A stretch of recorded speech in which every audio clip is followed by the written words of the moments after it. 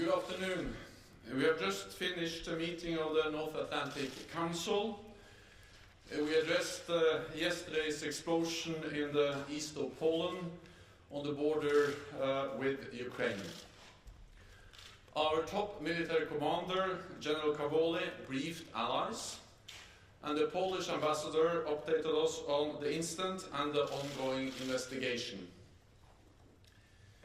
Yesterday's explosion took place as Russia launched a massive wave of rocket attacks across Ukraine.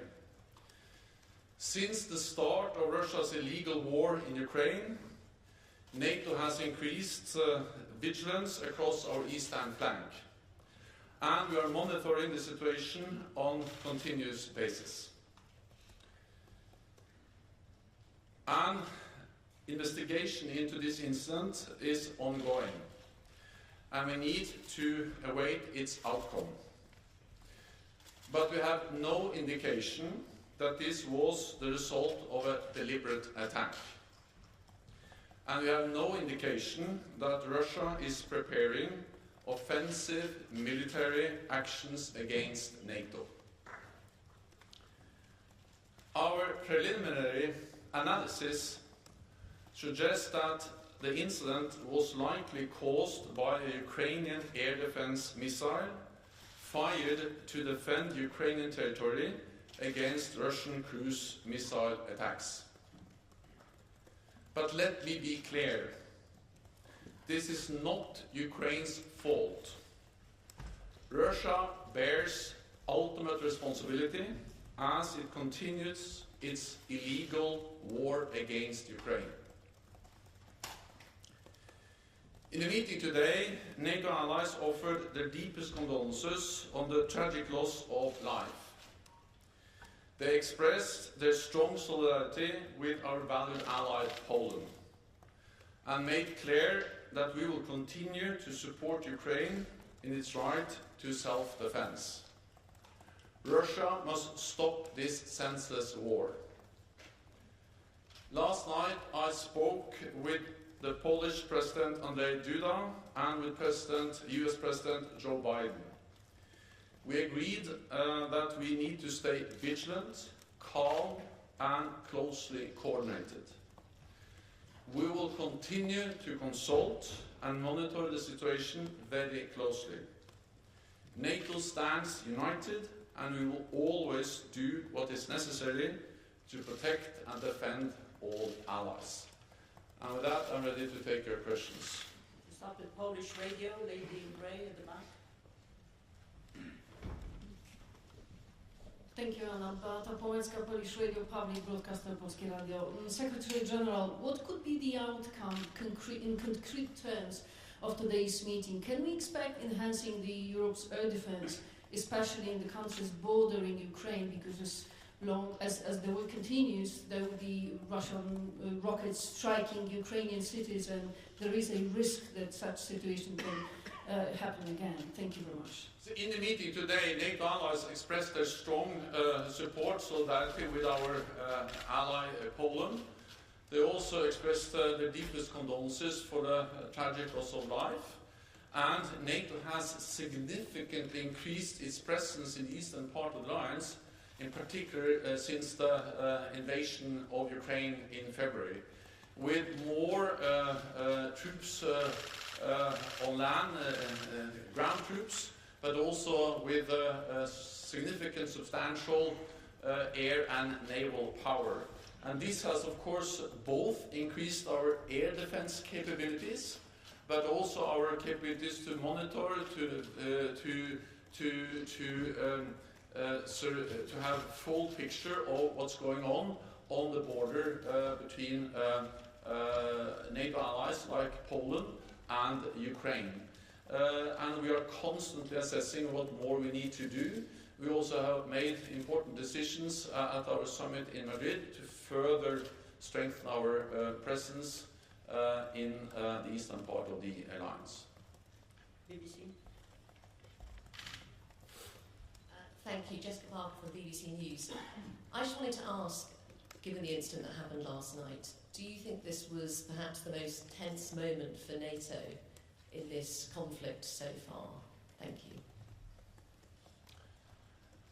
I'm always careful to rank different incidents and situations.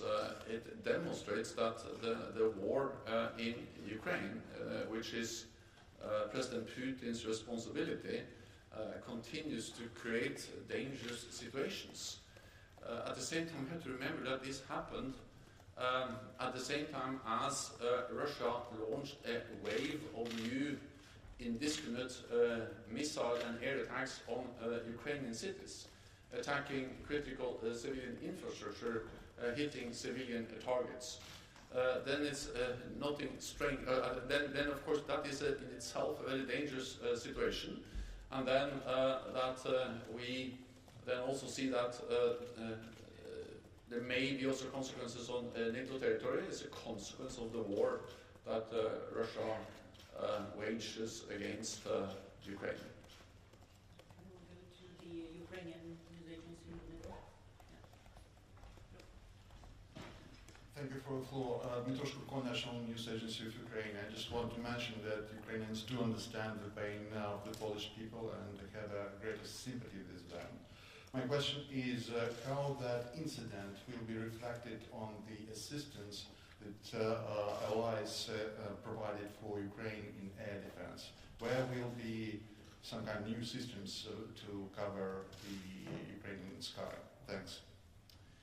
There will be a meeting today in the contact group for Ukraine to coordinate the support NATO allies and partners and others are providing to Ukraine. And main focus of our efforts over the last months has been on air defense, especially since Russia started to launch these indiscriminate attacks on Ukrainian cities a few weeks ago.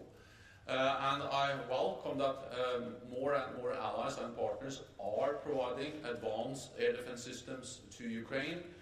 NASAMS, Hawk batteries from Spain and others. I also know that Sweden has made new announcements of additional support, also with air defenses to Ukraine. So we are mobilizing additional support, especially when it comes to different types of air defenses. NATO is also providing counter-drone systems. We need many different systems to protect against cruise missiles, ballistic missiles, but also drones. And we need a layered defense of Ukraine. That's exactly what the allies are providing in different ways. Bloomberg. From Bloomberg. Does this incident, will this spur more air defense for allies on the eastern border? I know you said there has been a step up since the beginning of the war, but does more need to be done? Thank you. So we are constantly assessing our presence in the eastern part of the alliance. We have significantly increased our presence on land, at sea and in the air, and that has significantly increased our air defense capabilities, especially in the eastern part of the alliance. At the same time, we have no indication that this incident was a result of a deliberate attack on NATO territory. And we have no indications that Russia is planning offensive military actions against NATO allies.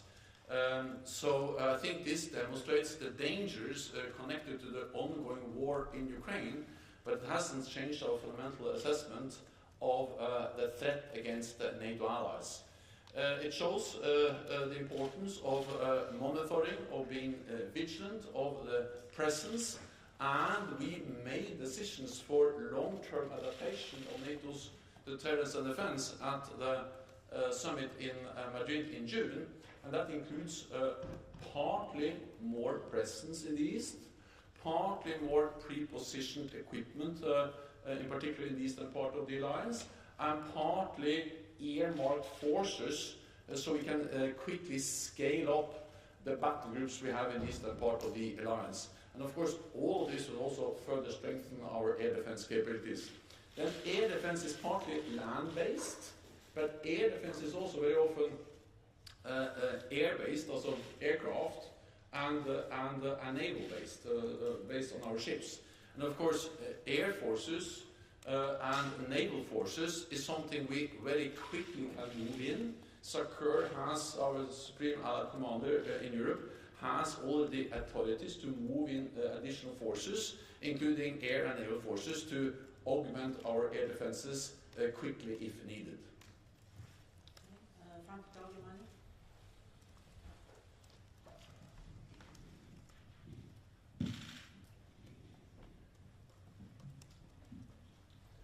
Thanks a lot, Thomas Gutschka, Frankfurt Allgemeine Zeitung. Secretary General, a few factual questions, if I may.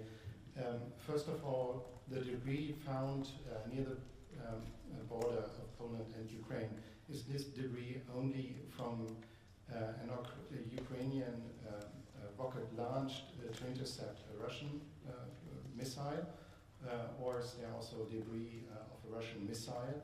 Secondly, what was the likely trajectory of the Russian missile that was meant to intercept by Ukraine?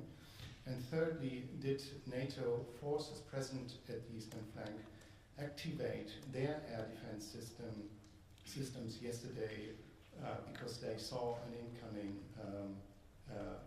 potentially incoming missile? Thank you. So we have air defense systems in place that are active 24/7 all the time. We have AWACS planes, we have aircraft, we have land-based systems, and we have naval-based systems.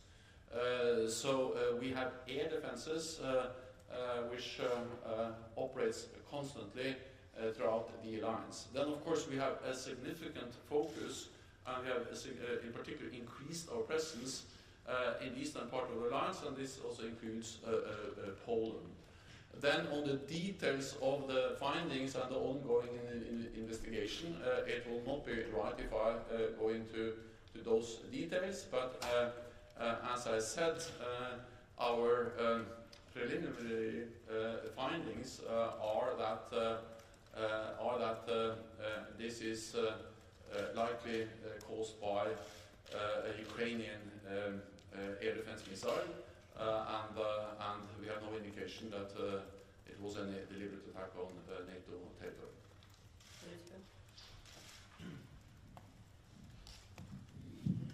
Thank you very much. Just a brief question. Has there been any communication between NATO and the Russian authorities, even on a technical level, over the past 24 hours regarding Russian activity close to NATO's borders? Thank you. We have military lines of communications. We're able to communicate with Russia in different ways as NATO and as allies, but I cannot go into the details of exactly what kind of contact have been over the last 24 hours. Deutsche Welle, Jan. Hi, thank you. Does the fact that the Polish government, even after hours of assessing what had happened, was still ready, as of this morning, as I understand it, to possibly ask for Article 4 consultations, does that indicate to you that they do not feel reassured, despite all of these measures that have already been taken? And you said that you're constantly assessing and you've got things on tap. Are military planners making any additional plans at this very moment to send more to Poland, to reassure them? Because obviously this is a credible scenario, since they had an Article 4 teed up even after investigations were underway. Thanks. So I spoke with President Duda last night. We agreed on the importance of awaiting the outcome of the investigation. We don't have the final outcome of the ongoing investigation, but all allies agree on the assessment I just shared, that we have no indication that this was a deliberate attack. And of course that has consequences for what kind of responses that we need to take, since we have no indication that this was a deliberate attack or that Russia is planning any offensive military actions against NATO allies. But we all also agree that Russia bears the ultimate responsibility. They are responsible for the war in Ukraine that has caused this situation. And if there hadn't been for the war, of course, we wouldn't have been in this situation with the 2 casualties and the incident we saw in Poland yesterday. But allies agree on the approach. There's been no call for an Article 4 meeting, and that's based on the findings, based on the analysis, and based on the results so far of the ongoing investigation. Okay, Spiegel. Secretary General, you just said that everything would be done to protect the Allies. Now, the village where the missile hit yesterday was very close to the Ukrainian border. So, in order to effectively protect Poland from incidents like these in the future, would it not be conceivable or make sense from your point of view to extend the NATO air defense umbrella into Ukrainian territory in order to intercept missiles which might be headed to potential targets near the Ukrainian-Poland border? NATO allies are not party to the conflict in Ukraine. NATO and NATO allies provide support to Ukraine. We help Ukraine to uphold the right for self-defense. That's a right which is enshrined in the UN Charter. And of course, Ukraine has the right to defend itself against Russia's illegal war of aggression against Ukraine. And our main priority now, or one of the top priority now, is to provide more air defense systems for Ukraine. Our air defense systems are set up to defend against attacks around the clock. But we have no indication this was a result of a deliberate attack, and this incident does not have the characteristics of an attack. And that also explains why the reactions were as they were last night, because this was not a deliberate attack and didn't have the characteristics of a deliberate attack against NATO territory. Markus Pels with ARD German TV. Two questions, if I may. The first one is a more personal one. Everybody was very scared, I think, yesterday evening. Everybody understood that it could be a potentially very dangerous situation. How was your personal reaction when you first heard about it? And the second one is about, you said the debris that was found is probably from a Ukrainian air defense missile. The Ukrainian foreign minister said this is a Russian conspiracy theory and it's not true. How do you judge that he made this judgment on the origin? Thank you. The last question. Kuleba said it is a Russian conspiracy theory that it is a Ukrainian air defense missile. But your preliminary findings are apparently very different. Thank you. Well, the investigations are not finally concluded, but based on what we so far know, this is most likely Ukrainian air defense systems or missiles. But again, this is not Ukraine's fault. Russia bears the responsibility for what happened in Poland yesterday, because this is a direct result of the ongoing war and a wave of attacks from Russia against Ukraine yesterday. And of course, Ukraine has the right to shoot down those missiles that are targeting Ukrainian cities and critical Ukrainian infrastructure.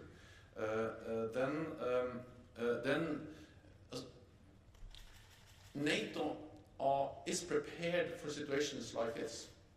We are exercising, we are preparing for incidents, for accidents like this to first and foremost to prevent them from happening.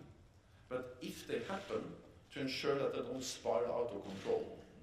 So yes, of course, we were concerned when we got the reports yesterday, and especially we were saddened by the fact that there were 2 casualties. But at the same time, we are monitoring, we are following very closely, and therefore we are prepared to handle situations like this in a firm, calm, resolute way, but also in a way that prevent further escalation. Thank you very much, Secretary General. You've said repeatedly that NATO has all the capabilities along the Eastern Front and that you're ready for these sorts of incidents at any moment. So was this a failure of NATO's defences that this missile was able to hit Polish territory? Well, the air defense systems in the East, they are set up to defend us against attacks.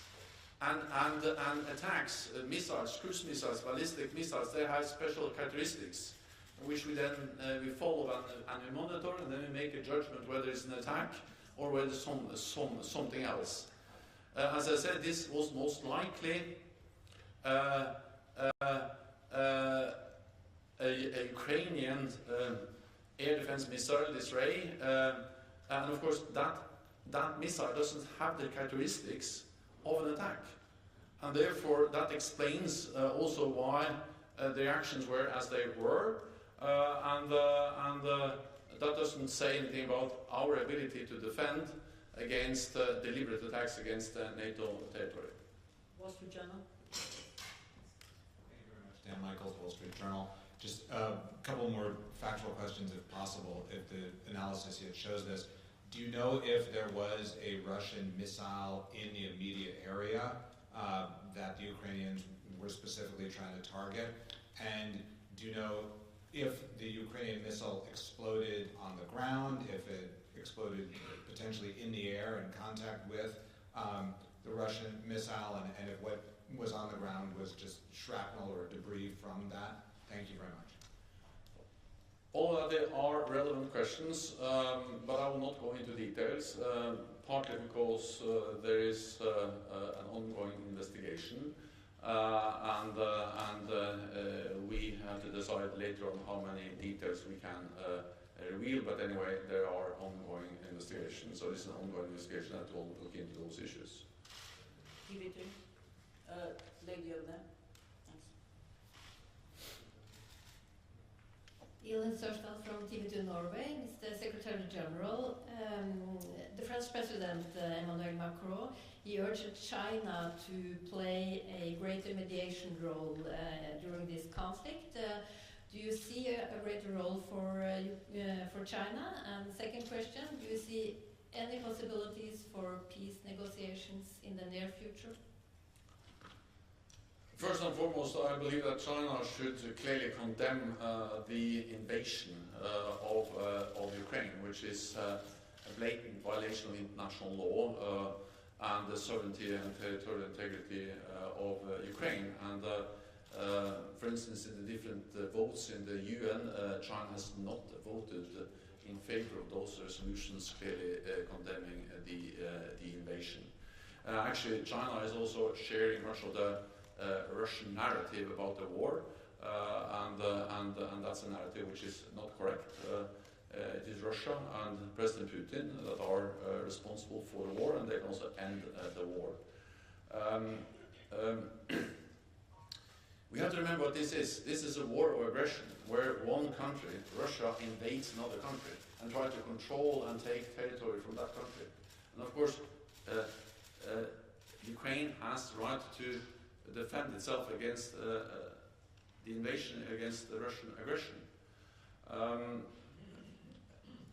If President Zelensky and Ukrainians stop the fight, of course, then Russia will win and they will achieve their military goals. So the reality is that if President Putin and Russia stops fighting, then we will have peace. But if President Zelensky and Ukrainians stop fighting, then Ukraine will cease to exist as an independent sovereign nation. They have the right to defend themselves as an independent nation. Most likely this war will at some stage end at the negotiating table. At the same time, we know that the outcome of those negotiations is closely and fundamentally linked to the strength of the battlefield.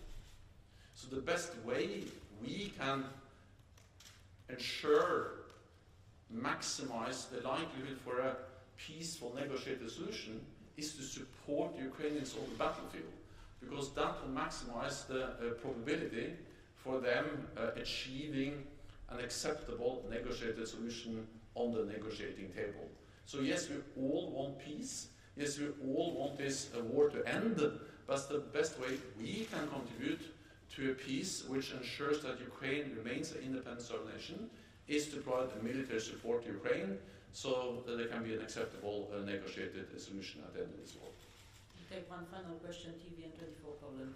Gentlemen. Thank Thank you, Secretary General. As you said, it's too early to assess whether it was accident or not. But for sure, it was a stress test for the whole NATO. Could you assess that and rate the first reaction of the Polish government, the channel of communications, and the reaction of the NATO? Any room for improvement and any lesson learned for future? Thank you. NATO allies and Poland reacted in a calm and measured and well-coordinated way. We coordinated our responses. So we spoke together, of course, during the evening yesterday, and also our military commanders informed us. I spoke with the Supreme Allied Commander both yesterday and this morning, and he also came to NATO allies, or to the North Atlantic Council here in the NATO headquarters this morning, and briefed allies. So the coordination, the exchange of information, and the measured responses, and also the message that we need to establish the facts before we draw any final conclusions on the incident in Poland. That shows that NATO allies reacted in a prudent and responsible way. I think you have to understand that to manage this kind of incidents is partly about being firm and reacting quickly, but it's also about being calm and preventing unnecessary escalation. And we always need to find that balance, and therefore always it's also important to have the best possible picture of actually what happened. Therefore we actually said yesterday that we need some time to look into the incident. We did that over the course of the night, and then we have a clearer picture today, a picture that tells us that we have no indication that this was a deliberate attack, no indication that this was something that was targeted on NATO territory, and no indication that Russia is planning any aggressive military actions against Ukraine. But what we do know is that the whole incident is caused by Russia's brutal war in Ukraine. So the best way of preventing anything like this from happening again is for Russia to stop this war. Thank you very much. This concludes this press conference.